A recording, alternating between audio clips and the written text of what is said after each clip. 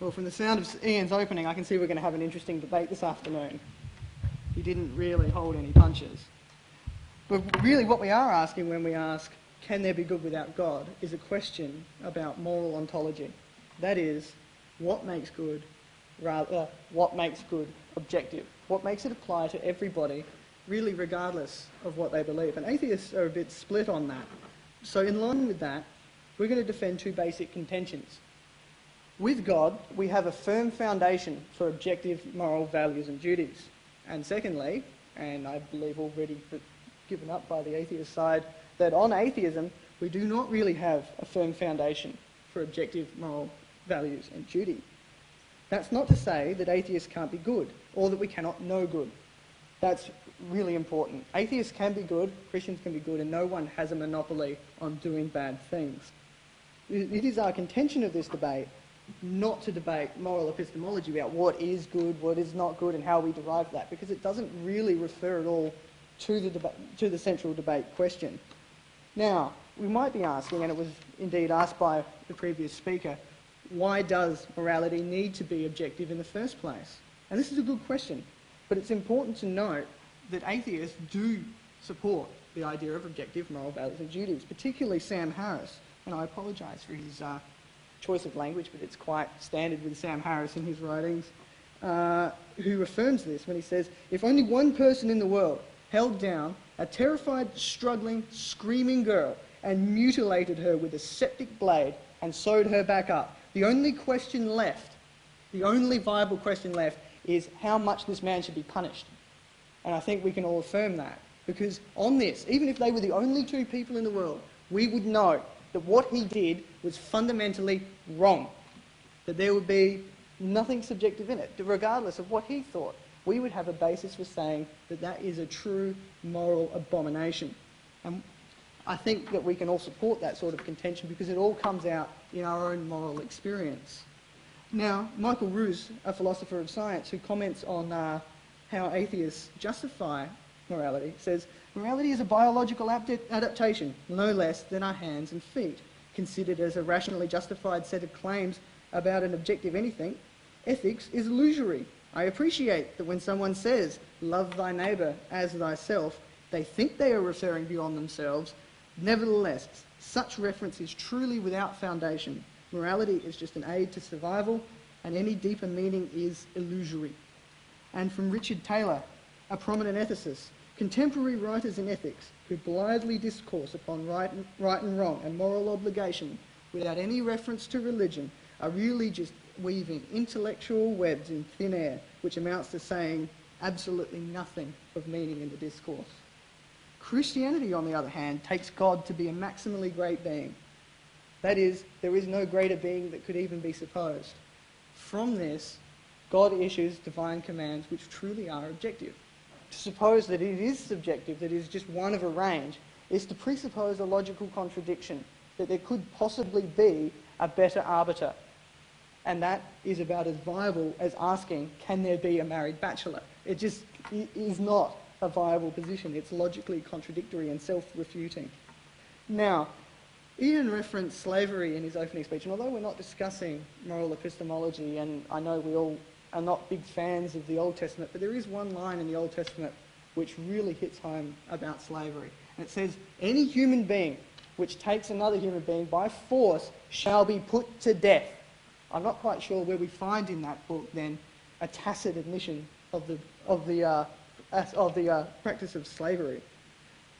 Now, to then suppose that we human beings, by saying, well, we have to take these claims as being, we take God on one side and we've got human claims on the other side, and we need to, and these are equal balancing factors, is really not an effective way of dealing with it, because we actually have an objective, firm foundation on theism, which is something I think every human being naturally and innately affirms. And so far, I don't think we've actually seen any reason that on atheism there really is a meta-ethical foundation for morality. On this worldview, morality is left to the subjective individual. You might think that some action is right or wrong, but it is entirely left to the realm of individual. By taking this on, You've fundamentally removed all grounds for the condemnation of something else that somebody does that they believe is right. You cannot condemn them on the grounds that they are wrong. And then, when faced with a Hindu man engaging in the custom of sati, that is, throwing a widowed woman onto her husband's burning funeral pyre, if this is simply a cultural adaptation developed by evolution and socially enforced by a social contract, there is really no grounds for presupposing that what that person does is wrong, which we all know leads to us clashing with our own innate moral natures. That cannot be true, and I think we all know that. Morality is not just a byproduct of the herd morality and not just a byproduct of the genetics of man. If a person does go against the herd, then what they do is essentially objectively unpopular, but not objectively wrong.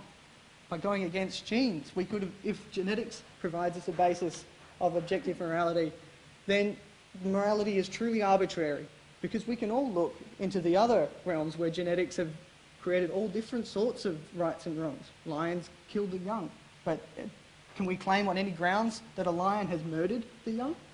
And think about what morality actually imparts, and by rendering it utterly subjective, what we lose from that. So in summary, I don't actually think so far we've seen any reason to think that objective morality exists on atheism, and which leaves, as the logical foundation of morality, theism as the better option for us to choose.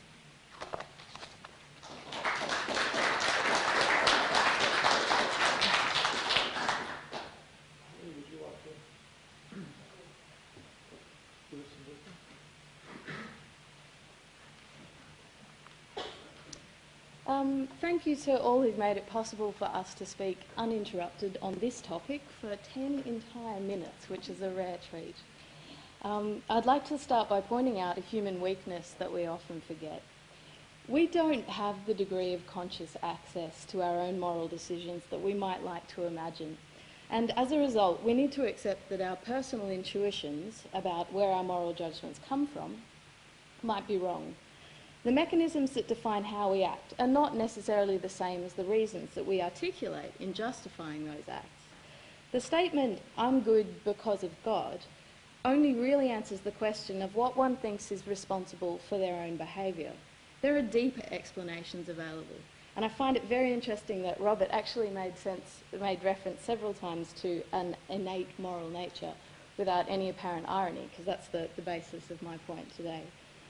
The argument that we cannot be good without a God contradicts an ever-growing body of evidence in support of the evolutionary origins of humankind's best and worst behaviour.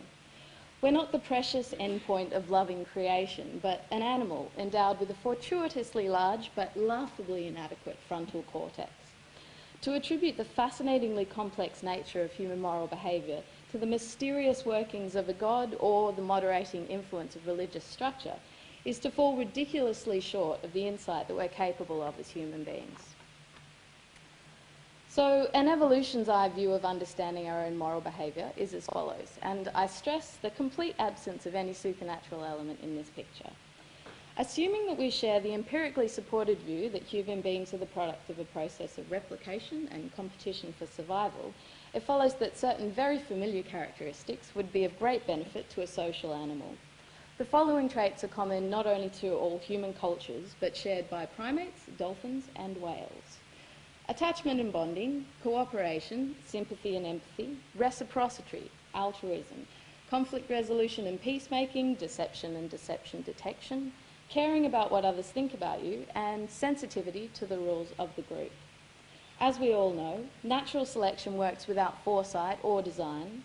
These behaviours are part of our neurological wiring as the result of the obvious survival benefits of being part of a group that exhibits such good behaviour. Take, for example, the so-called golden rule, or ethic of reciprocity, which forms the basis of human rights.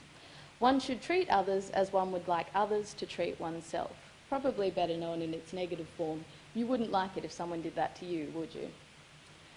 It's not at all surprising that a version of the Golden Rule features in some form in basically all religions, but those who would use that as an argument for the inseparability of good and God are missing the broader point. Taking a more alien anthropologist view, we can see that this is as close as it gets to a universal maxim, and there are really good reasons why it's embraced by sacred and secular systems alike. One of the most fascinating examples of the golden rule in the animal kingdom is that of the vampire bat, which will die after 60 hours if unable to obtain enough blood for sustenance. Vampire bats have evolved a beautiful system of reciprocal altruism, in which the bats most in need of food can solicit a regurgitated donation from a neighbouring bat. The benefits to the hungry bat outweigh the cost to the donor, and as their roles are often reversed, the exchange ensures a better chance of survival for the whole colony. It's difficult to imagine a more apt demonstration of the love thy neighbour principle at work. So bear with me as I take the analogy a step further. Suppose that an observant bat lover notices that what it is like to be a bat includes belief in a deity or a pantheon, or perhaps even a trinity of bat gods, beyond echolocation and yet omnipresent. To an outsider, it's clear that even though the bats might be themselves convinced of that their behaviour is due to the laws set down in their chiropteral creed, as impartial observers, we can see a clear underlying survival mechanism that explains their altruism. We have no reason to suppose that because the behaviour of the bats is in line with their batty religious beliefs, that the beliefs themselves are the cause of the behaviour. This is just as true of people as it would be of bats. We have no need of the God hypothesis.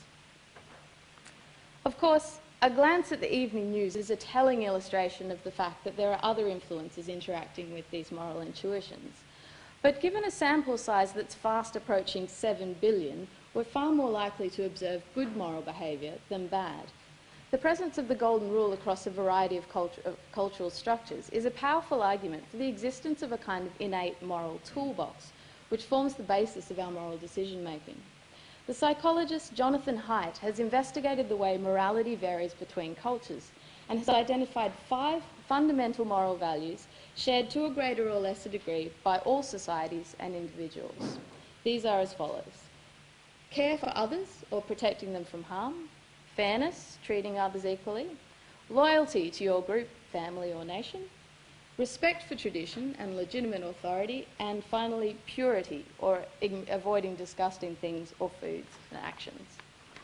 Haidt suggests that these 5 innate and universal psychological systems form the basis of intuitive ethics. It's interesting that a lot of disagreements between disparate religious groups and between religious and secular groups can be characterised in terms of which of these intuitions we value most highly. Fairness and justice frequently coming into conflict with tradition and purity.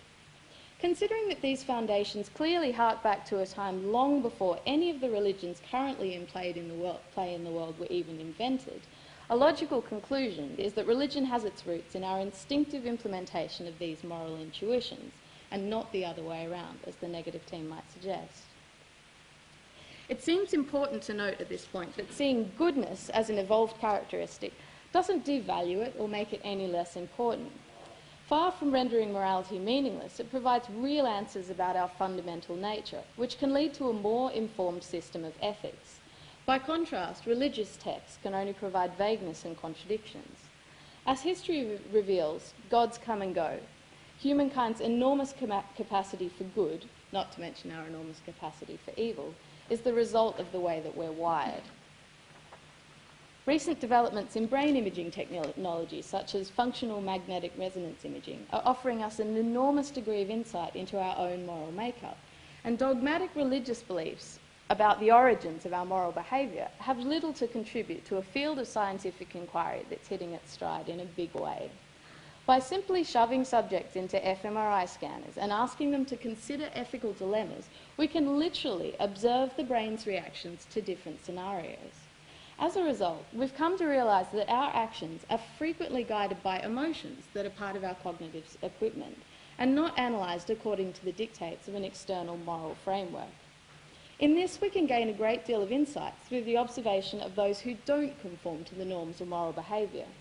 A 2009 brain imaging study demonstrated that the amygdala, an area associated with complex emotional responses, is commonly activated when people even think about committing a moral transgression. Damage to this region prevents the typical strong negative reaction that we have when confronted with images of fear, anxiety, or violence. This lack of empathy is correlated with